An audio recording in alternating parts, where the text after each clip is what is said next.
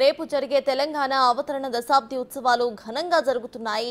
తెలంగాణ సంస్కృతి సాంప్రదాయాలు ఉట్టిపడేలా వైభవంగా నిర్వహించేందుకు ఏర్పాట్లు జరుగుతున్నాయి. దీనికోసం ట్యాంక్ బండ్ను సర్వంగా సుందరంగా తీర్చిదిద్దారు.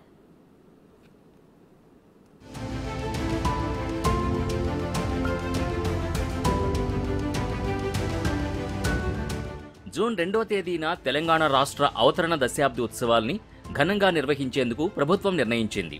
2వ తేదీ ఉదయం సికింద్రాబాద్ పెరేడ్ గ్రౌండ్స్లో జాతీయ జెండా ఆవిష్కరణ, ఇతర కార్యక్రమాలుంటాయి. సాయంత్రం ట్యాంక్ బండ్పై దశాబ్ది అవతరణ దినోత్సవాలు వైభవంగా నిర్వహిస్తారు.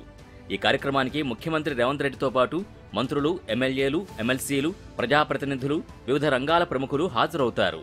దీంతో ట్యాంక్ బండ్ పరిసరాల్ని సర్వాంగ సుందరంగా తీర్చిదిద్దుతున్నారు. తెలంగాణ సంస్కృతి సాంప్రదాయాలు ఉట్టిపడేలా పలు జిల్లాలకు చెందిన కళాకారులు శాస్త్రీయ, జానపద కళారూపాల్ని ప్రదర్శించనున్నారు. ఉత్సవాలకి ప్రజలు పెద్ద ఎత్తున హాజరు కానుండడంతో ఇబ్బందులు తలెత్తకుండా అధికారులు చర్యలు తీసుకుంటున్నారు. అన్ని శాఖల అధికారులు ఏర్పాట్లలో నిమగ్నమయ్యారు. వైద్య ఆరోగ్య శాఖ ఆధ్వర్యంలో ప్రత్యేక మెడికల్ క్యాంపులు ఏర్పాటు చేస్తున్నారు.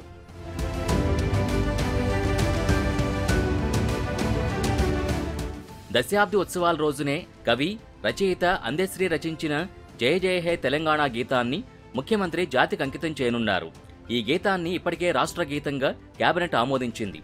ఉద్యమకాలంలో తెలంగాణ ఖ్యాతిని చాటిన ఈ గీతాన్ని భవిష్యత్తు తరాలు పాడుకునేలా అఖిలపక్షంతో చర్చించి రాష్ట్ర గీతంగా ఆమోదించినట్టు తెలిపారు సీఎం రేవంత్ రెడ్డి.